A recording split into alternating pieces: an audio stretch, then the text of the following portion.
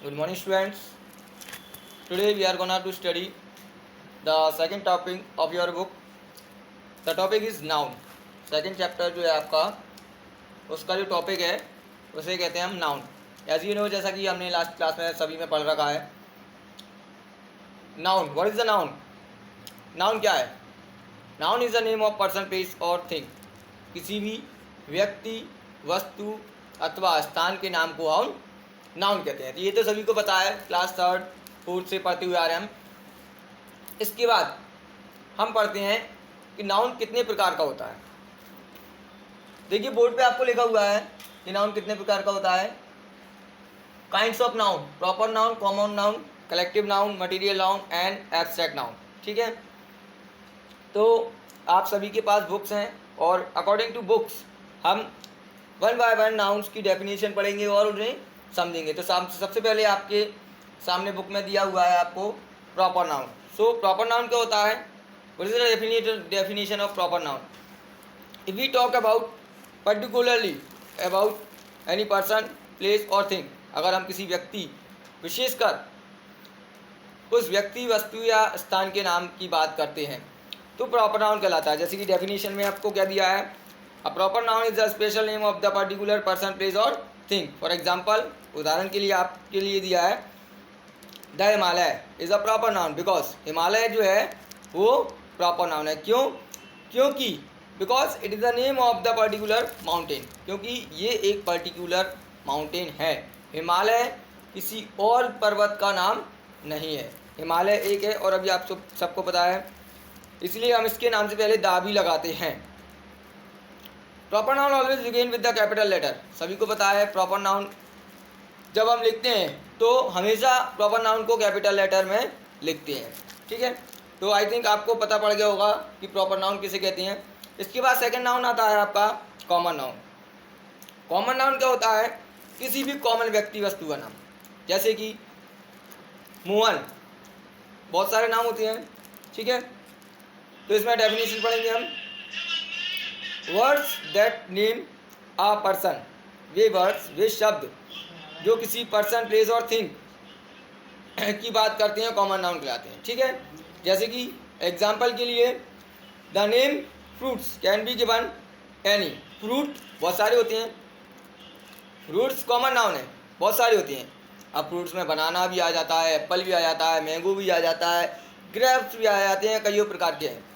ठीक है, तो देखिए it does not point out any particular fruit, but fruit जो है जब पर्टिकुलर फ्रूट के बारे में बात कर रहा है, जैसे कि बनाना, तो वो प्रॉपर नाउन है. लेकिन जब बात कर रहा है फ्रूट्स के बारे में तो that is common noun. Common noun is the name of given in the common every person, place और thing of the same class और काइंड. हर क्लास और काइंड के लिए दिया जाता है. ठीक है, ये आपका है common noun. The next noun is collective noun. Collective noun, जैसा कि आपको एक वर्ड दिया है सामने, कलेक्ट. कलेक्ट मतलब क्या होता है? इकट्ठा करना. तो जो चीज़ इकट्ठी होती है, जैसे कि आप एक चाबी उठाएं, उसके बाद दूसरी चाबी उठाएं, बहुत सारी चाबियां उठा लें तो चाबियों का एक गुच्छा बन जाता है, वो कलेक्टिव के नाउन कहलाता है. जैसे कि क्लास में एक स्टूडेंट नहीं होता, बहुत सारे स्टूडेंट्स होते हैं, तो उसे हम कलेक्टिव नाउन में कन्वर्ट करते हैं. इसके बाद आर्मी है, आर्मी भी कलेक्टिव नाउन कहलाती है. ठीक है, a library of books, class of students. ठीक है, पुलिस, आर्मी, ये सारे कलेक्टिव नाउन के एग्जांपल्स हैं. इसके बाद आता है मटेरियल नाउन. मटेरियल, आपको ये भी वर्ड से हमें पता चल रहा है मटेरियल मतलब क्या होता है. किसी भी material means matter. A noun which stands for a matter of substance. इसमें मैटर एंड सब्सटेंस आ जाते हैं.